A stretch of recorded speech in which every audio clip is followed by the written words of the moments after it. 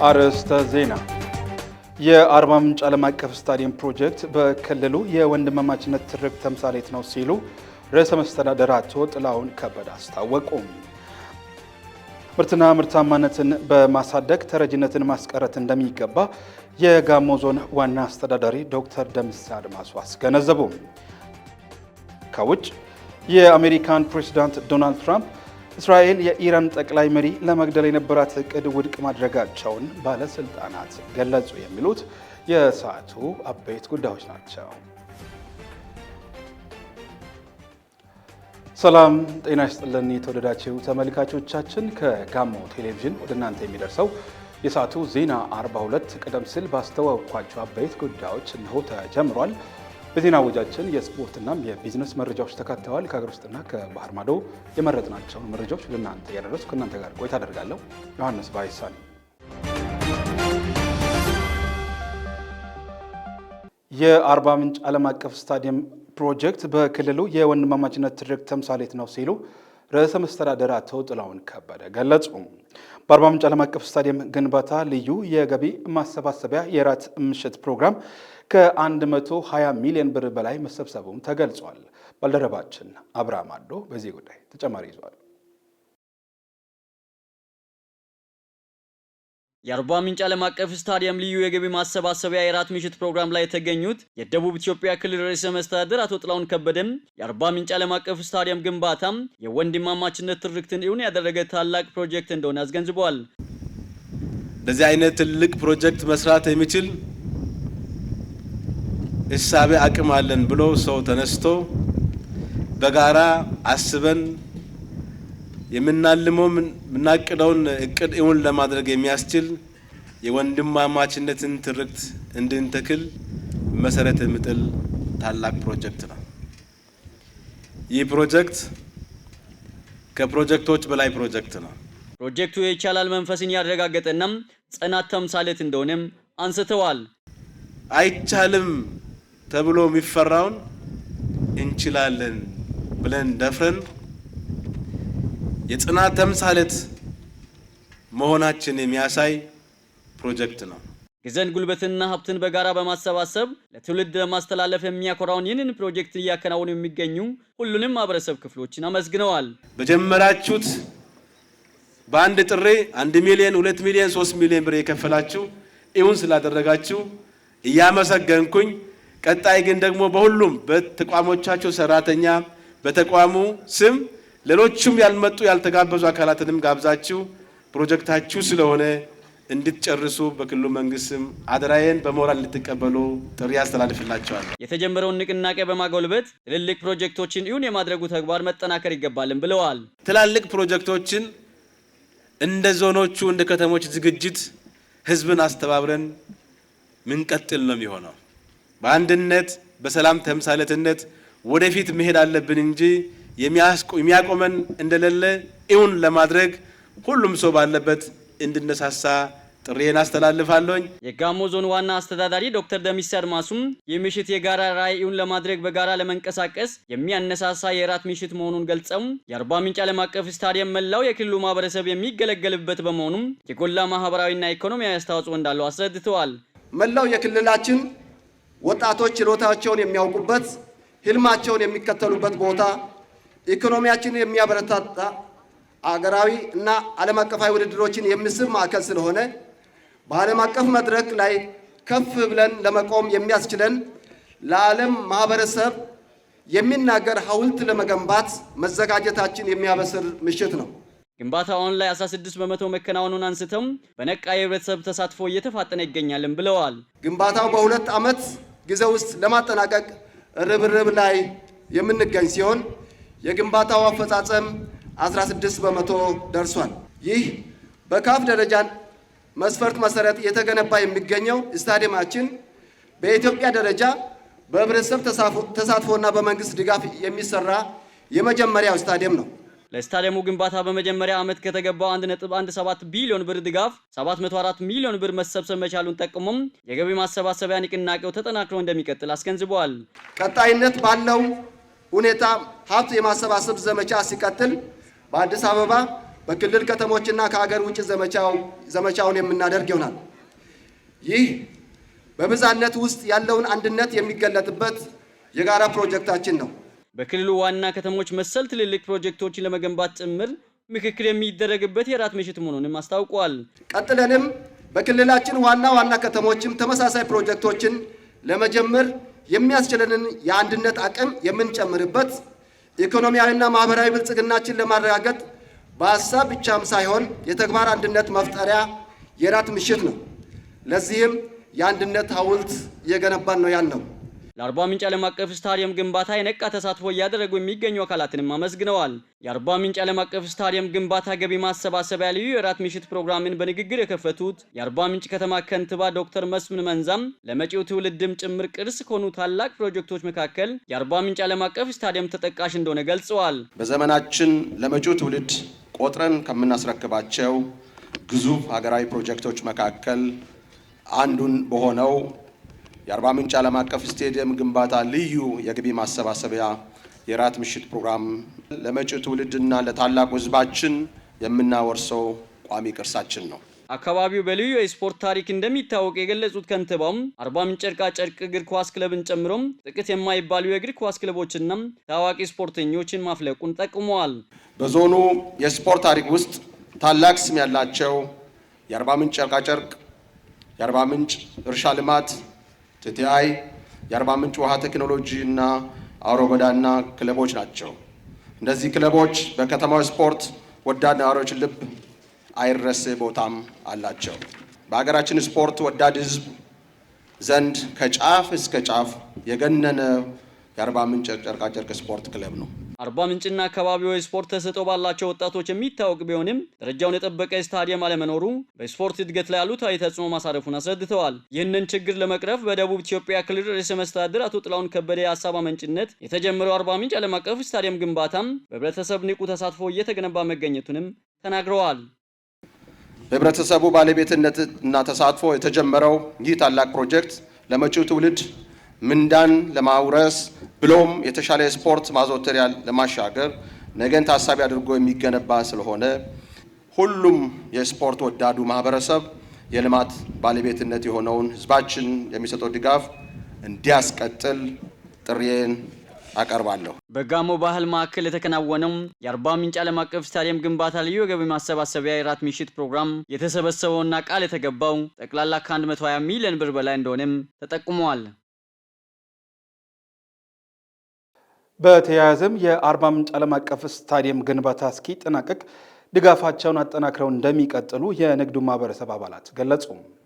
አውራማዱ በጋሞ ባህል ማዕከል በተከናወነው የአርባ ምንጭ ዓለም አቀፍ ስታዲየም ግንባታም ልዩ የገቢ ማሰባሰቢያ የራት ምሽት ፕሮግራም ላይ የተሳተፉት የመስተዋት ምግብ ቤት ባለቤት አቶ ዘውዱ ዳቻሳም የስታዲየሙ ግንባታ በተያዘለት የጊዜ ገደብ ተጠናቆም አገልግሎት እንዲሰጥ የጀመሩትን ድጋፍ አጠናክረው እንደሚቀጥሉ አስታውቀዋል። እኔ በህይወት ኖሬ ይህን በቁም ለማት እጅግ በጣም ከፍተኛ ጉጉት አለን። ይሄ ለልጆቻችንም ለኛ ለሀገር ለትውልድ ቅርስ እንደመሆኑ መጠን እኔ እስካሁን ድጋፍ ያረኩት በጥሬ ገንዘብ 200 ሺህ ብር ገቢ አስገብቻለሁ። ይህ ማለት ገቢ አይደለም፣ ገና ምንም ውሃው አልሞቀም። እኛ ይህን ስቴዲየምን ለመጨረስ ነጋዴ ማህበረሰብ ነን፣ ነዋሪም ነን። የፈለጋ ታምር ቦን ንብረታችንን ሀብታችን አሟጣን ስቴዲየሙን ዓለም አቀፍ ስቴዲየሙን ግብ ለማስመታት ነው የምንፈልገው። በእድሜያችን በህይወታችን ይህን ዓለም ለማሳያት ያበቃውን የክልሉ ፕሬዝዳንት አቶ ጥላሁን ከበደንም ከልብ እያመሰገንኩ ይህን ነገር በአግባብነቱ አሟጣን ለመጨረስ ዝግጁ ነን። የአርባ ምንጭ ስታዲየም ግንባታ ልዩ የገቢ ማሰባሰቢያ የራት ምሽት ፕሮግራም ላይ የተሳተፉት የሮሚ ሆቴል ባለቤት ወይዘሮ ሮማን ጸጋይም ለስታዲየሙ ግንባታ 500 ሺህ ብር ድጋፍ ማድረጋቸውን አስገንዝቦም ስታዲየሙ ለቀጣይ ትውልድ የሚተላለፍ ቅርስ በመሆኑ ድጋፉን አጠናክረው እንደሚቀጥሉ ተናግረዋል።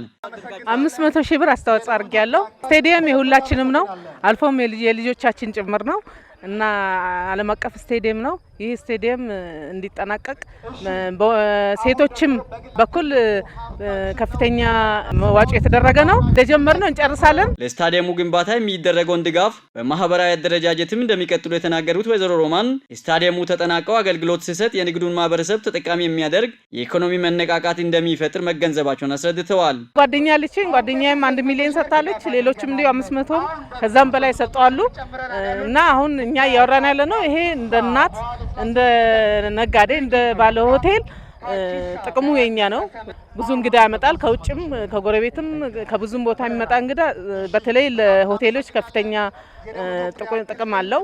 ስለዚህ እንደ ባለ ሆቴልም እንደ ነዋሪም እንደ እናትም እንደ ነጋዴም ተባብረን እንጨርሳለን የጀመርነውን። የአርባ ምንጭ አሳ ንግድ ድርጅትና የጫሞ ሆቴል ስራ አስኪያጅ አቶ ጌታቸው አበራም ለስታዲየሙ ግንባታ በተለያዩ ማህበራዊ መሰረት የድጋፍ አሰጣጡ እንዲጎለብት እያነቃቁ መቆየታቸውን አስታውሰው የሚመሩት ድርጅት 300 ሺህ ብር ድጋፍ መስጠቱን አስታውቀዋል። ነጋዴውም ባለሀብቱም ኢንቨስተሩም በእውነት ለዚህ ከፍተኛ ታላቅ ቅርስ ለሆነው ስቴዲየም ከፍተኛ ያለውን ገንዘብ ለመስጠት ብሄርንበት አካባቢ ሁሉ ኮሚቴውን በማስተባበር ህብረተሰቡን በማስተባበር ቀበሌያትንና አመራሮችን ከፍተኛ አመራሩን በማስተባበር በምንሄድበት አካባቢ ሁሉም የህብረተሰብ ክፍል ከፍተኛ አስተዋጽኦ በማድረግ አስጀምረናል፣ እንጨርሰዋለን፣ እናስጨርሳለን በማስተባበር ያለንን ሁሉ በመስጠት እያሉ ከፍተኛ አስተዋጽኦ ተደርጓል። የኛ ድርጅትም የአርባ ምንጭ አሳ ንግድ ድርጅት የጫሞ ሆቴል 300 ሺህ ብር ሰጥተናል። ለስታዲየሙ ግንባታ የሚደረገው የህብረተሰቡ ተሳትፎ ከጊዜ ወደ ጊዜ እየጎለበተ በመገኘቱም ግንባታው በተቀመጠለት የጊዜ ገደብ እንዲጠናቀቅ ተነሳሽነት መፍጠሩንም አረጋግጠዋል። ነጋዴውም ባለሀብቱም ኢንቨስተሩም ቃል የገባልን ስለሆነ መንግስት ሰራተኛውም ቃል የገባልን ስለሆነ አጠቃላይ ይህንን ስቴዲየም በታቀደለት የጊዜ ገደብ ውስጥ ቀደም አድርገን እንደምናጠናቅቅ እርግጠኛ በመሆን አረጋግጣለሁ። የሳይንስና ሙዚየም ኤግዚቢሽን የነገዋን ኢትዮጵያን የምንሰራበትና የምንገነባበት ትልቅ ሀብት የያዘ ነው ሲሉ የኢፌዴሪ ጠቅላይ ሚኒስትር ዶክተር አብይ አህመድ ገለጹ። ጠቅላይ ሚኒስትሩ በተገኙበት የሳይንስ ሙዚየም ቋሚ ኤግዚቢሽን በይፋ ተከፍቷል። ኤግዚቢሽኑ በአርቲፊሻል ኢንቴሊጀንስ፣ የአየር ንብረት ለውጥ እና የኢትዮጵያ ምላሽ፣ ግብርና፣ የውሃ ኃይል፣ ኢነርጂ፣ ሮቦቲክስ እና አቪዬሽን ላይ ያተኮሩ 5 የአውደ ርዕይ ምድቦችን የያዘ ነው። ቋሚ ኤግዚቢሽኑ ከፍተኛ ሀብት መጠየቁን ጠቁሞ በጣም ጠቃሚ ነገር የያዘ መሆኑንና ነገን የምንሰራበት ሙዚየም እዚህ ነው ያለው ሲሉም ገልጸዋል። ልጆች በሙዚየሙ ያሉ ነገሮችን በተግባር በማየት የነገ ማንነታቸውን መስራትና የነገ መሻታቸውን እውን ማድረግ ይችላሉ ሲሉም ገልጸዋል። ኤግዚቢሽኑ ለልጆች ታላቅ በረከት ይዞ መጥቷል ያሉት ጠቅላይ ሚኒስትሩ ልጆች ቴክኖሎጂን በሚገባ እንዲጠቀሙና ፈጣሪ እንዲሆኑ በር የሚከፍት ነውም ብለዋል። ወላጆች ቋሚ ኤግዚቢሽኑን ለልጆች ትልቅ እድል መሆኑን ተገንዝበው ወደ ስፍራው ይዟቸው እንዲመጡና መልካም ዘር እንዲዘሩባቸው ማስገንዝበዋል። ይህንን እያየ ያደገ ልጅ ጥበብና እውቀትን በማዳበር ሀገርን የሚያበለጽግና ሀገርን የሚያለማ ብሎም ሀገርን የሚያጸና ይሆናል ሲሉም ተናግረዋል። በተጨማሪም መምህራን፣ ተመራማሪዎችና ነገን መስራት የሚፈልጉ ሰዎች በሙሉም ኤግዚቢሽኑን እንዲጎብኙም ጥሪ አቅርበዋል። ጠቅላይ ሚኒስትሩ ለቋሚ ኤግዚቢሽኑ ግንባታ ድጋፍ ላደረጉ ሀገራትና ዓለም አቀፍ ተቋማትም ምስጋና አቅርበዋል። የትራፊክ አደጋን ለመከላከል ባለድርሻ አካላት በቅንጅት መስራት እንዳለባቸው የአርባ ምንጭ ከተማ መንገድና ትራንስፖርት ልማት ጽሕፈት ቤት አስታወቀም። ከትራፊክ አደጋ የጸዳ ትራንስፖርት አገልግሎት ለሀገራዊ ህዳሴ በሚል መሪ ቃል የተዘጋጀው የግንዛቤ ማስጨበጫ ስልጠናም ተጠናቋል። የከበደ ካሳይን ዘገባ ባልደረባችን ሲሳይ ማሞ ያቀርበዋል። የትራፊክ አደጋ ለመከላከል እየተሰራ ቢሆንም ከጊዜ ወደ ጊዜ የአደጋው መጠን እየጨመረ መምጣቱን የአርባ ምንጭ ከተማ መንገድና ትራንስፖርት ልማት ጽሕፈት ቤት ኃላፊም አቶ አንተነ ቱቴ በወቅቱ ገልጸዋል። የአደጋው መንስኤ ከፍጥነት በላይ ማሽከርከር፣ የአሽከርካሪዎች ብቃት ማነስና ያለመንጃ ፍቃድ ማሽከርከር እንደሆነ ጠቅሰዋል። እንዲሁም የተሽከርካሪ ቴክኒክ ጉድለት፣ ለእግረኛ ቅድሚያ አለመስጠትና የስነ ምግባር ማነስ ዋነኞቹ መሆናቸውን ያብራሩት። ችግሩን ለመከላከል ለአሽከርካሪው እየተሰጠ ያለው የተሃድሶ ስልጠና ተጠቃሽ መሆኑን የገለጹት አቶ አንተነም ቅንጅታዊ አሰራርን ለማጠናከር በትኩረት እንደሚሰራ አስታውቀዋል። እንደ ከተማችን የትራፊክ አደጋው ትንሽ ጨምሮ የተገኘበት ሁኔታ ነው የተገመገመው እና ቀጣይ ደግሞ በዚህ ዘርፍ ላይ በደንብ ስራ እንደሚያስፈልግ ሁሉም ባለድርሻ አካላት መረባረብ እንደሚያስፈልግ፣ መቀናጀት እንደሚያስፈልግ ከዚህ በፊት ከተያዘው ቶን በላይ መስራት እንደሚያስፈልግ ነው የገመገመ ነውና ይሄ ነባር አሽከርካሪዎች የታድሶ ስልጠና ከዚህ በፊት በሚሰጠው ቶን አይደለም አሁን እየተሰጠ ያለው። በጣም በልዩ ጥንቃቄ በልዩ ክትትል በተጨባጭ ያንዳንዱ ሰው ጊዜ ሰጥቶ መሰልጠን እንዳለበትና ከአሽከርካሪዎች ስነ ባህሪም የትራፊክ ደንቦችና ህጎችን አከብሮ ከመሄድም አንጻር በቂ ግንዛቤ መጀመሪያ መኖር እንዳለበት ከግንዛቤ አሻገር ደግሞ ተግባራዊ ማድረግ እንዳለበትና በዚህ ዘርፍ ላይ ደግሞ ሁሉም ባለድርሻ አካላት መቀናጀት እንዳለበት ቀጣይ አንዱ ትኩረት አቅጣጫ ቅንጅታዊ ስራ ላይ ነው። አሳታፊነት ነው። አንዱ እንደ ትዕዛዝ ሰጪ የሆነ አድርግ ብቻ ሳይሆን አሳታፊ መሆን መቻል አለበት። የአርባ ምንጭ ከተማ ትራንስፖርትና መንገድ ልማት ጽሕፈት ቤት የመንገድ ደህንነትና ኢንፎርሜሽን ቴክኖሎጂ ብቃት ማረጋገጫ ዳይሬክቶሬት ቡድን መሪ አቶ ሲሳይ ወልዴ በበኩላቸው በከተማ በ2017 ዓ.ም 33 አደጋዎች መከሰታቸውን ተናግረዋል። ይህም 40 የሞት አደጋዎችን ማስከተሉን ነው ያስረዱት። አደጋው ካምናው መጨመሩን የሚጠቁሙት አቶ ሲሳይ በተለይም የሃይማኖት ተቋማት፣ ሚዲያዎች፣ ታዋቂ ግለሰቦች እንዲሁም የሀገር ሽማግሌዎችና ሌሎችም ሚናቸውን በአግባቡ እንዲወጡ አሳስበዋል። የትራፊክ አደጋ ወደ 33 አደጋዎች ደርሷል። በአርባ ምንጭ ከተማ ላይ 40 ሰዎች ሞተዋል። እስካሁን ባለው 40 ሰዎች ሞተዋል እና አደጋው ከአምና ሲታይ ቁጥሩ በጣም ጨምሯል። ስለዚህ ይህን አደጋውን ደግሞ ለመቀነስ ሁሉም የህብረተሰብ ክፍል ርብርብ ማድረግ ያስፈልጋል። በተለይም በሃይማኖት ተቋማት መሰራት አለበት። የሃይማኖት አባቶች ለሚመኑ የዚህ ትራፊክ አደጋ አስከፊነት መልእክት ማስተላለፍ አለባቸው። እነዚህ የሚዲያ ተቋማት የሚዲያ ሽፋን ወስዶ አደጋውን አስመልክተው ከሚመለከቱ ክፍሎች ጋር በመቀናጀት ስለ ትራፊክ አደጋ አስከፊነት የአየር ሽፋን ቢያደርጉ እና ሌሎች ታዋቂ የሀገር ሽማግሌዎች፣ ታዋቂ የሚዲያ ባለሙያዎቹ በአደጋ ዙሪያ ሰፊ ስራ መስራት ያስፈልጋል። የአርባ ምንጭ ከተማ ትራፊክ ፖሊስ ዲቪዥን ኃላፊ ምክትል ኮማንደር አዲስ ዓለም እስራኤል ተተኪ የሌለው የሰው ሕይወት በየጊዜው በትራፊክ አደጋ እየጠፋ መሆኑን ይገልጻሉ። አደጋውን ለመከላከል ህብረተሰቡን የማስተማር ስራ እየተሰራ መሆኑን ነው ያመለከቱት። የመንጃ ፍቃድ አሰጣጥ ሊፈተሽ እንደሚገባም ጠቅሰዋል። በተለይም የሰሌዳ ቁጥር የሌላቸው ሞተር ሳይክሎችን መጠቀምና በፍጥነት ማሽከርከር እንዲሁም የመንገድ ምልክቶች በሚገባ አለመሟላታቸው ለአደጋው መጨመር ዋነኛ ምክንያቶች እንደሆኑ አንስተዋል። እንደ አርባ ምንጭ ከተማ የመንገድ ማመላከቻ ምልክቶች ባለመኖራቸው ይህም እንግዳ የሆኑ አሽከርካሪዎች ሲመጡ ግራ የሚጋቡበት ሁኔታ አለ። ከዚህም አንጻር በርካታ ሞቶችን አስተናግደናል። ሰሌዳ የሌላቸው 2 እግር ባጃጆች ከፍጥነት ወሰን በላይ ከተማ ውስጥ እያሽከረከሩ እየገጩ እየጣሉ እያመለጡና በህግ ተከታትለን የያዝ ለህግ እያቀረብን ያለንበት ሁኔታ አለ። ከዛ ጋር ተያይዞ በየትምህርት ቤቱ በየሃይማኖት ተቋማት በየህዝብ በተሰበሰበበት በተሽከርካሪ ሰፊ የግንዛቤ ማስጨበጫ ትምህርቶች በትራፊክ ፍሰት ተቆጣጣሪና የግንዛቤ ማስጨበጫ ቡድን መሪዎች ጋር ወርደው የግንዛቤ ማስጨበጫዎች ሰጥተዋል። ከስልጠናው ተሳታፊዎች መካከል አንዳንዶቹ እንዳሉት የትራፊክ አደጋን ለመከላከል ሁሉም ኃላፊነቱን መወጣት አለበት። በስልጠናው ማጠቃለያም ሞዴል አሽከርካሪዎችና የተሻለ አፈጻጸም ያስመዘገቡ እውቅና ተሰጥተዋቸዋል። ትምህርቱ ላይም በተነሱ ነጥቦች ተደስቻለሁ። ምክንያቱም የአሽከርካሪዎችም የሙያ ብቃታቸውን ማየት አለባቸው። ራሳቸውን በእውቀት መገንባት አለባቸው። መንጃ ፈቃድ የሚሰጡ አካላትም ለአገር ለወገን ተቆርቋሪ ሆነው ብቃት ያላቸውን ሰዎች አስተምረው ነው መስጠት ያለባቸው። አሁን የምናያቸው አንዳንድ ገጭተው የሚሮጡ አሉ።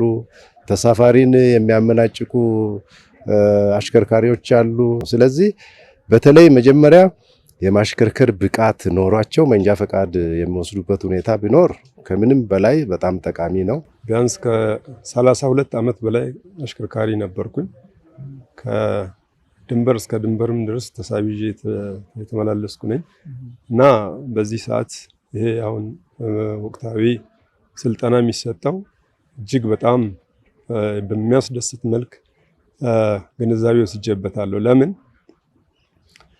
አንዳንድ በማሽከርከር ሂደቶች ስህተቶች ካሉ ለማረም ስህተቶችን አርሞ በሰላማዊ መንገድ ወጥተን በሰላማዊ መንገድ ለመግባት ለቤት፣ ለአካባቢ፣ ለሀገርም ጭምር ውጤታማ ሆነን እንድንሰራ እንደሚያገለግል ግንዛቤ አግኝቼበታለሁ።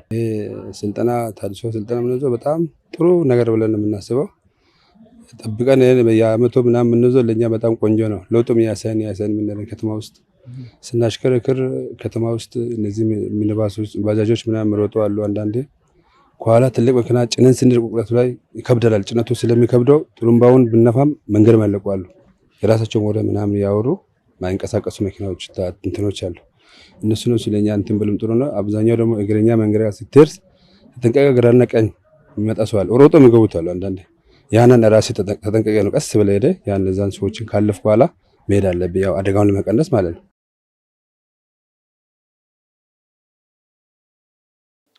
ምርትና ምርታማነትን በማሳደግ ተረጅነትን ማስቀረት እንደሚገባ የጋሞ ዞን ዋና አስተዳዳሪ ዶክተር ደምስ አድማሱ ገለጹ። ንጋቱ ይሳቅ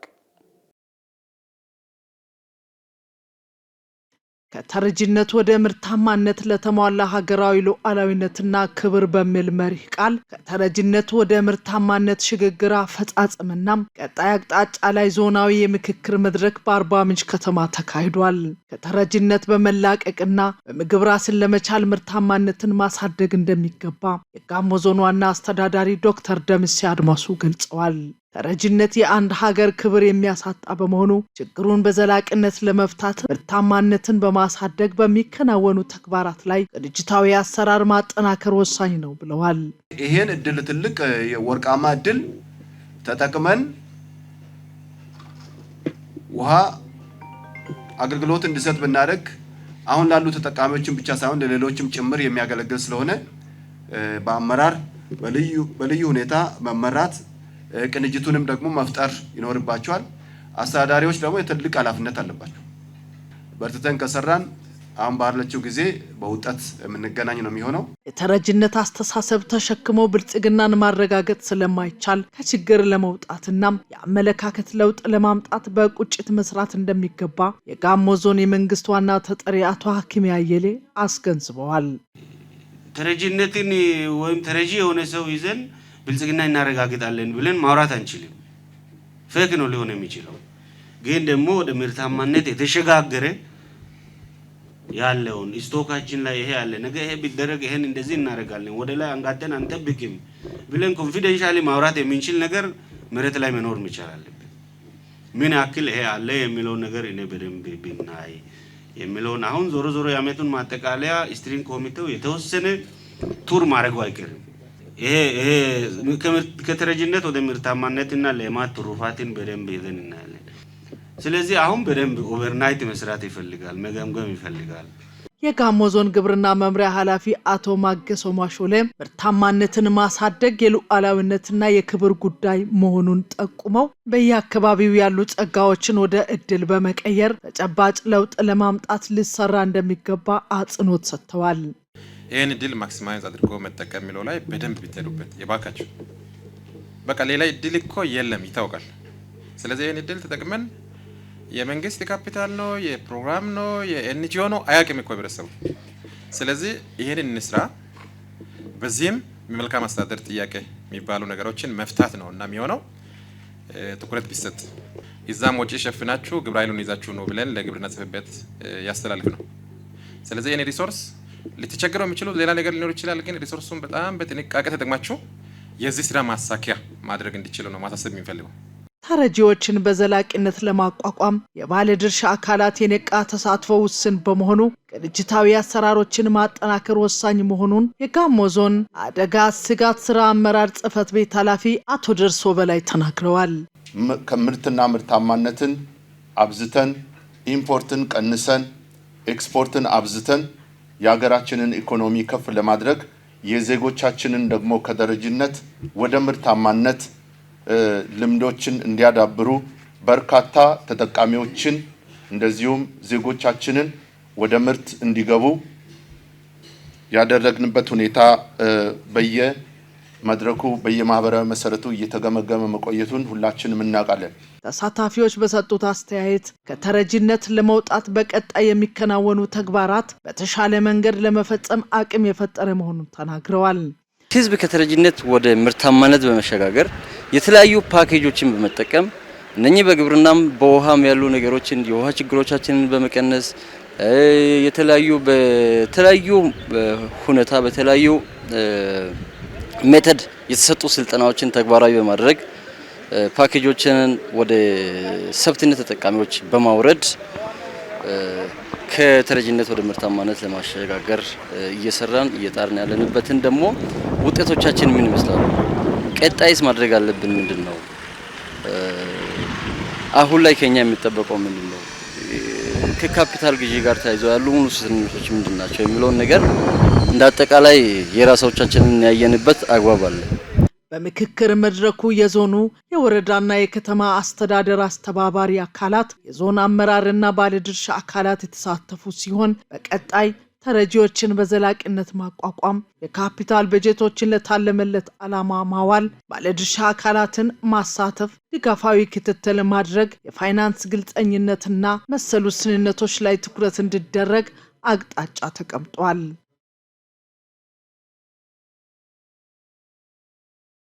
የኢፌዴሪ ጤና ሚኒስቴር የባለሙያዎች ጥቅማ ጥቅምና ማትኪያን ወደ ተግባር ለመለወጥ የሚያስችሉ ስራዎችን እያከናወነ መሆኑን ገለጸ። ባልደረባችን ይመኙሻል ዮሴፍ ተጨማሪ አለት። 11ኛው ሀገር አቀፍ ዓመታዊ የጤና ዘርፍ የሰው ሀብት ፎረም መድረክ በአርባ ምንጭ ከተማ መካሄዱ ይታወቃል።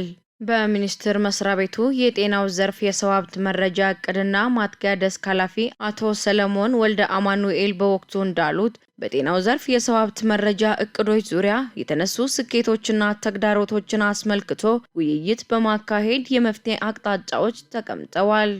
ሚኒስተሩ ለጤና ባለሙያዎች በረጅምና የአጭር ጊዜ የትምህርት ዕድል፣ የመሬት አቅርቦትና የመሳሰሉት ጥቅማ ጥቅም ጋር የተያያዙ ጉዳዮችን ምላሽ ለመስጠት ማቀዱን ጠቅሰዋል። ወደ ተግባር ለመለወጥ ስራዎች እየተከናወኑ መሆናቸውን ኃላፊው ገልጸዋል። መድረኩ በአጠቃላይ ልምድና ተሞክሮችን በመውሰድ የጤና አገልግሎት አሰጣጡን የበለጠ ጥራቱን የጠበቀ እንዲሆን ማድረግ ያለመ መሆኑን አስረድተዋል። የጤና ሳይንስ ኮሌጆች ጋር ያሉ በጎ ተሞክሮች እና ስኬቶች እና የገጠማቸው ተግዳሮቶች በቀጣይ ምን መደረግ እንዳለበት ተወያይተዋል። ኤችአርአይስ የጤናው ዘርፍ የሰው ሀብት መረጃ እቅድና ማትጊያ ዙሪያ ላይ የተነሱ ስኬቶችም አሉ፣ ተግዳሮቶችም አሉ፣ የመፍትሄ አቅጣጫዎችም አሉ።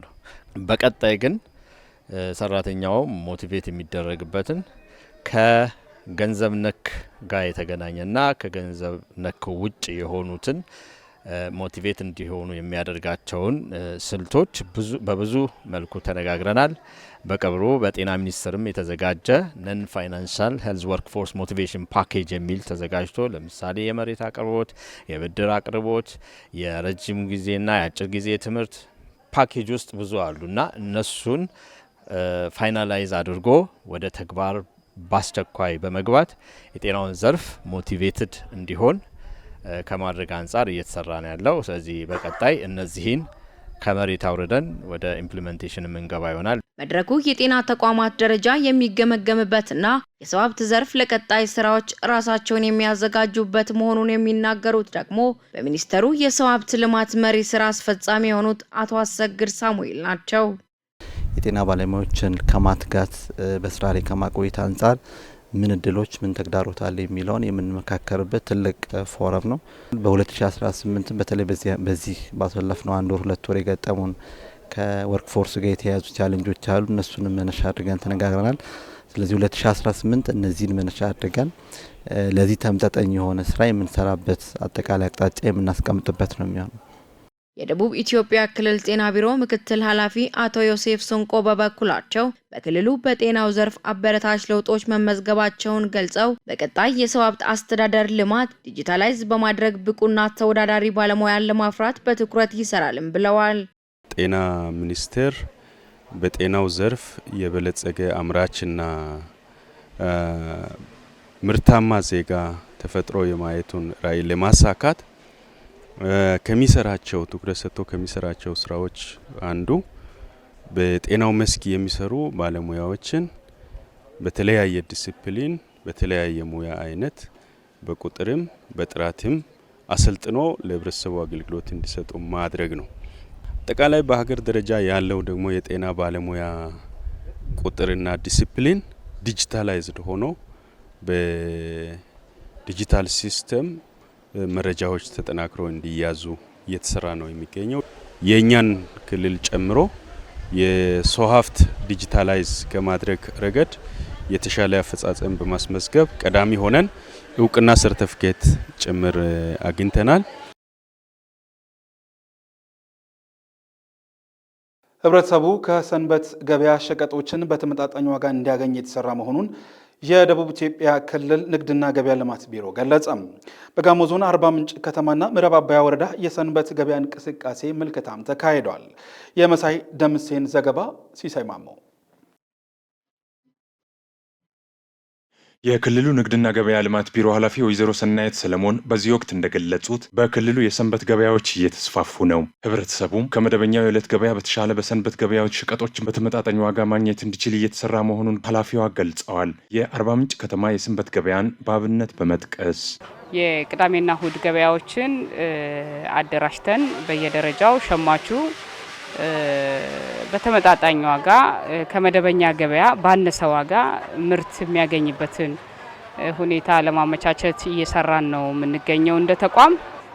በእርግጥም አሁን እንዳየነው ከመደበኛው ገበያ ትርጉም ባለው መንገድ በቀነሰ ዋጋ ምርት እየሸመተ እያለ ሸማቹንም እዚሁ ሰንበት ገበያ ላይ አግኝተናል።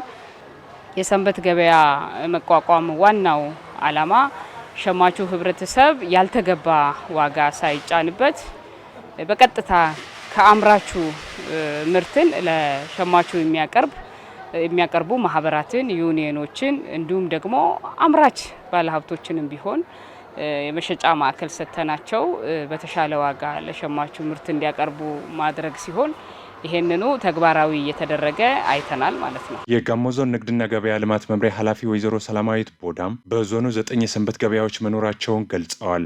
በጋሞ ዞን ውስጥ ያሉ 9 የሚሆኑ ሰንበት ገበያዎች አሉ።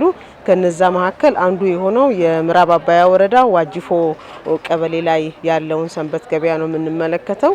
እነዚህ ሰንበት ገበያዎች ጅማራቸው ጥሩ ነው፣ ግን ከሰንበት ገበያነት ወይም ደግሞ ከትግበራ አንጻር ተሻግረው መሄድ አለባቸው።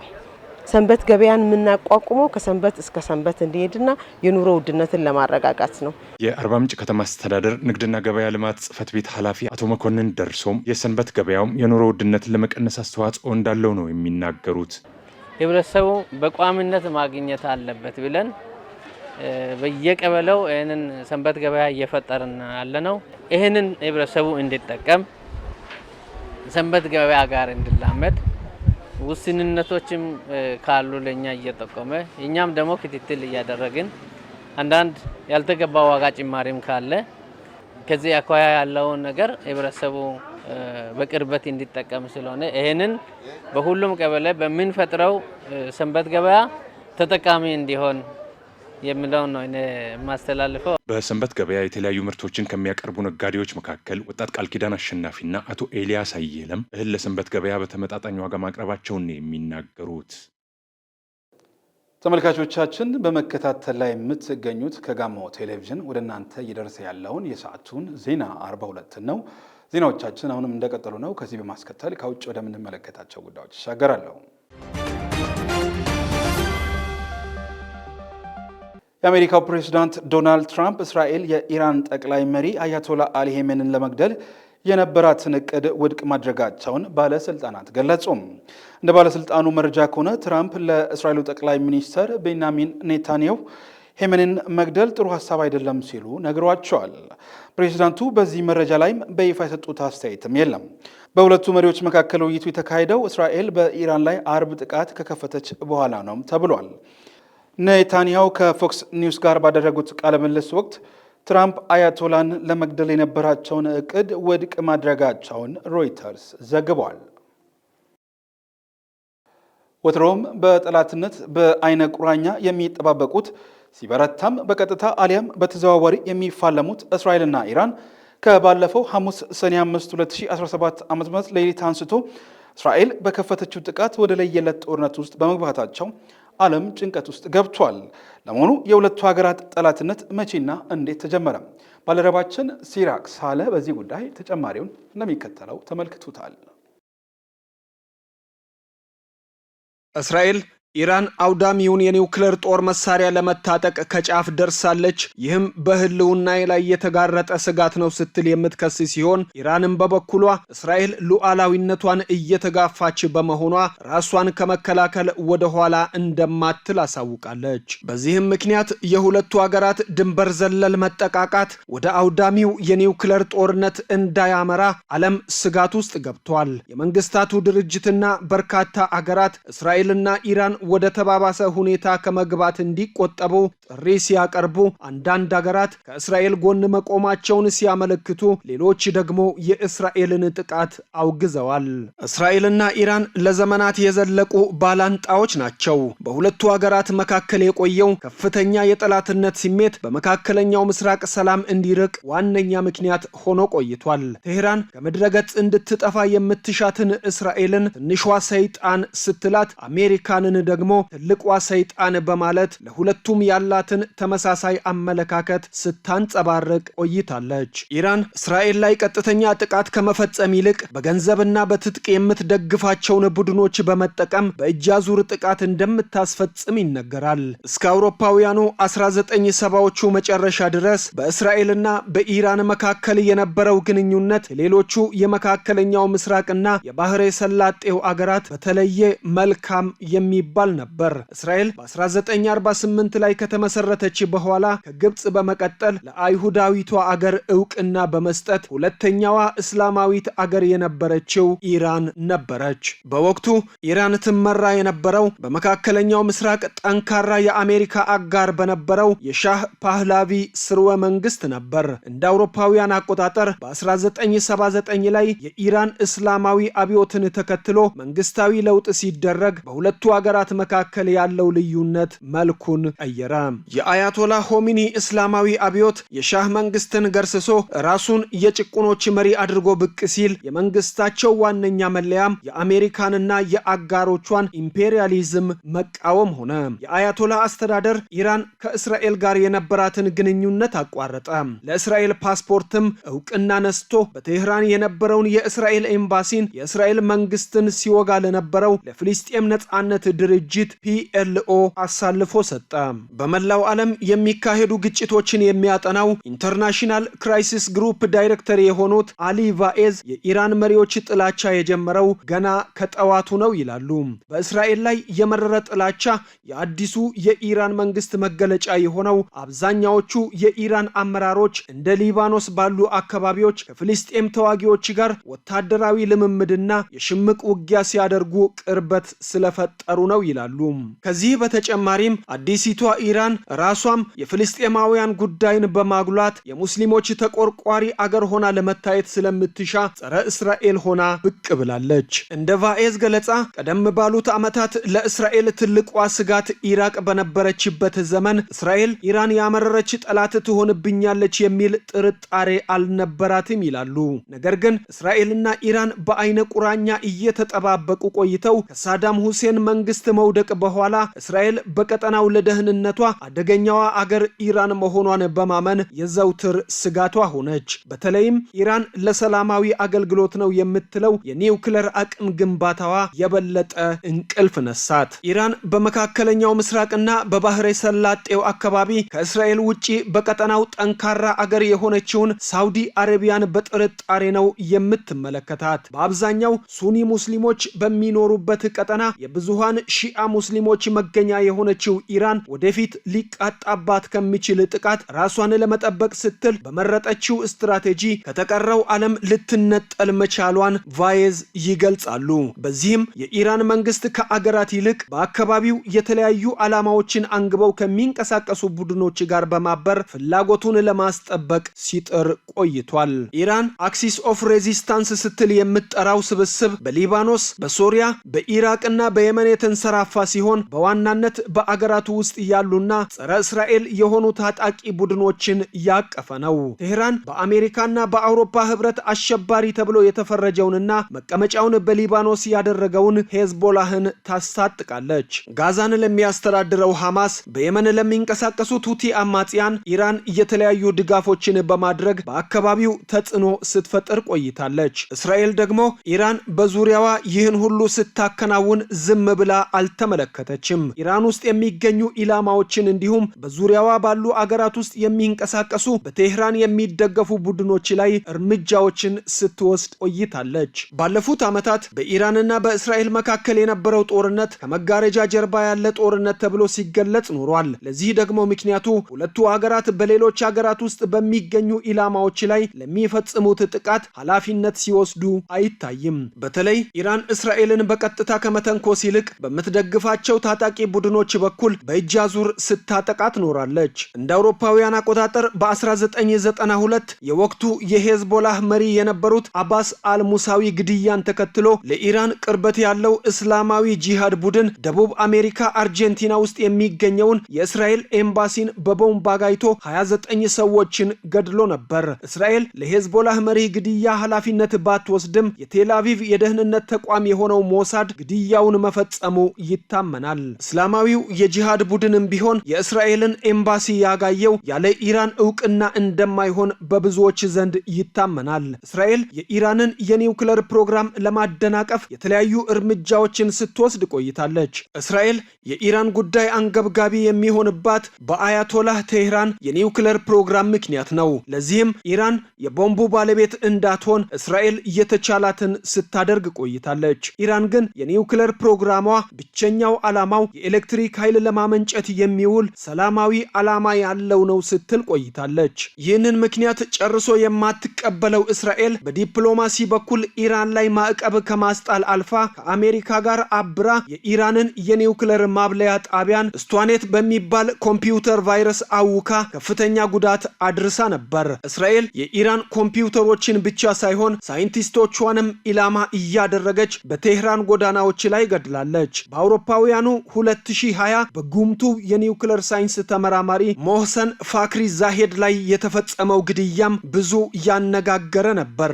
የእስራኤል የስለላ ተቋም ሞሳድ እኒህን ተመራማሪ ለመግደል ያደረጋቸው ተደጋጋሚ ጥረቶች ሳይሳኩለት ቆይተው ነበር። ከ5 ዓመታት በፊት ከኢራን መዲና ቴህራን ወጣ ብሎ ከሚገኘው ስፍራ ፋክሪ ዛሄድን የመግደል ውጥኑ ሰምሮለታል። ኢራንም ብትሆን በእስራኤል ላይ ድሮኖችንና ሮኬቶችን ስታስወነጭፍ እንዲሁም የእስራኤል ተቋማት ላይ የሳይበር ጥቃት ስትፈጽም ቆይታለች። የአረብ አብዮትን ተከትሎ እንደ አውሮፓውያን አቆጣጠር በ2011 በሶሪያ የተቀሰቀሰው የእርስ በርስ ጦርነት ሌላኛው የእስራኤልና የኢራን የቅራኔ ምንጭ ነው። ምዕራባውያን እንደሚሉት ከሆነ አመጽ የተነሳባቸውን ፕሬዝዳንት ባሽር አልአሳድን በስልጣን ለማቆየት ኢራን ጦር መሳሪያ፣ ገንዘብና ስልጠና የሚሰጡ የጦር መኮንኖችን ልካለች። እስራኤል ደግሞ ጠንካራው የሊባኖስ ሄዝቦላህ ቡድን ከኢራን የሚያገኛቸው ድጋፎች በሶሪያ በኩል የሚያልፉ ስለነበሩ የባሽር አልአሳድ መንግስት መወገድን አጥብቃ ትሻ ነበር። እስራኤልና ኢራን በየብስ ላይ ከመጋረጃ ጀርባ የሚያካሂዱት ጦርነት ወደ ባህር ላይም ተሸጋግሮ በተለያዩ ጊዜያት በመርከብ የጉዞ መስመሮች ላይ ስጋትን ሲደቅን ቆይቷል። እንደ አውሮፓውያን አቆጣጠር በ2021 ላይ እስራኤል ዕቃጫኝ መርከቦቿ ላይ በኦማን ባህር የሰላጤ በኩል ሲያልፉ በኢራን ጥቃት እንደተፈጸመባቸው ከሳለች። ኢራን ደግሞ ቀይ ባህር ላይ ሲጓዝ በነበረው መርከቧ ላይ ለደረሰው ጥቃት እስራኤልን ተጠያቂ አድርጋለች። እንዲሁም እስራኤል በጋዛ ላይ ጥቃት መክፈቷን ተከትሎ የየመን ሁቲዎች በቀይ ባህር በኩል የሚያልፉ የእስራኤልና የወዳጆቿ ምዕራባውያን መርከቦችን ኢላማ አድርገው ሲያጠቁ ቆይተዋል። መስከረም 26 2016 ዓ.ም የተጀመረው የጋዛው ጦርነት መካከለኛው ምስራቅን ብሎም መላው ዓለምን ከማሳሰቡ ባሻገር በእስራኤልና በኢራን መካከል ያለውን ጠላትነት ከፍ ወዳለ ደረጃ አድርሶታል። በኢራን የሚደገፈው ፍልስጤማዊው ቡድን ሐማስ የእስራኤልን ድንበር ተሻግሮ ድንገተኛ ጥቃት ከፈጸመ በኋላ ክስተቱ ኢራንና እስራኤልን ወደ ለየለት ጦርነት ያስገባል ሲሉ በርካቶች ገና ከመነሻው ስጋታቸውን ሲያስቀምጡ ነበር። በአካባቢው የሚገኙና በኢራን የሚደገፉ ታጣቂ ቡድኖችም እስራኤልን ኢላማ ያደረጉ ሚሳኤሎችንና ድሮኖችን ወደ እስራኤል ሲያስወነጭፉ ቆይተዋል።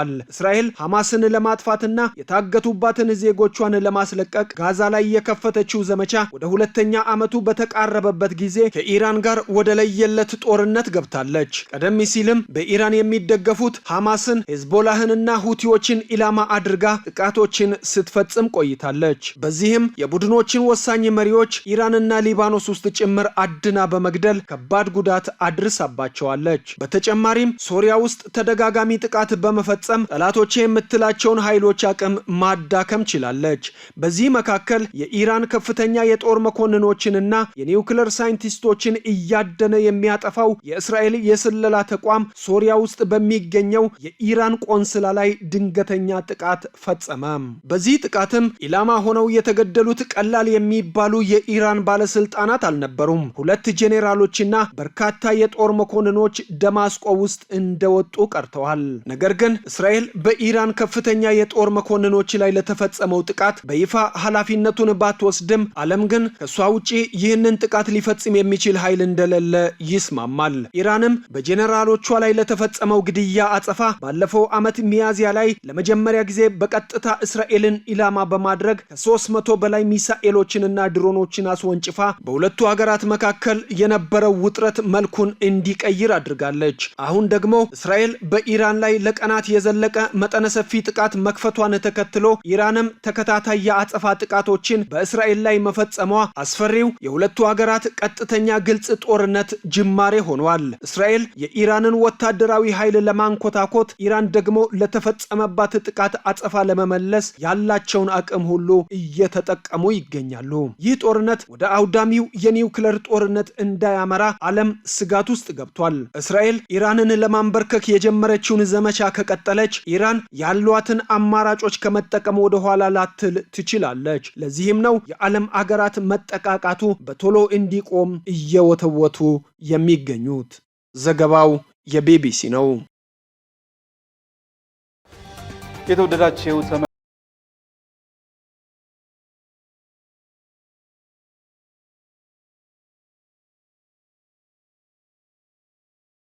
የአርባ ምንጭ ዓለም አቀፍ ስታዲየም ፕሮጀክት በክልሉ የወንድማማችነት ትርክት ተምሳሌት ነው ሲሉ ርዕሰ መስተዳድር አቶ ጥላሁን ከበደ አስታወቁ። ምርትና ምርታማነትን በማሳደግ ተረጅነትን ማስቀረት እንደሚገባ የጋሞ ዞን ዋና አስተዳዳሪ ዶክተር ደምሳ አድማሱ አስገነዘቡ። ከውጭ የአሜሪካን ፕሬዝዳንት ዶናልድ ትራምፕ እስራኤል የኢራን ጠቅላይ መሪን ለመግደል የነበራቸውን እቅድ ውድቅ ማድረጋቸውን ባለስልጣናት ገለጹ። የሚሉት የሰዓቱ አበይት ጉዳዮች ነበሩ። ከሀገር ውስጥና ከባህር ማዶ የመረጥናቸውን መረጃዎች ወደ እናንተ እያደረስኩ ከእናንተ ጋር ቆይታ ያደረግኩት እኔ ዮሐንስ ባይሳ ነበርኩ። በቀጣይ ከሀገር ውስጥና ከባህር ማዶ የመረጣቸውን ስፖርታዊ መረጃዎችን ሊያደርስ ባልደረባችን ፍሬው አበበ ይጠብቃቸዋል። የጋሞ ቴሌቪዥንን ከቴሌቪዥን ስርጭት በተጓዳኝ በተለያዩ የማህበራዊ ሚዲያ አውታሮቻችን እንድትከታተሉና ሀሳብ አስተያየቶቻችሁን እንድታደርሱ ጋብዛለሁ። ሰናይ ጊዜ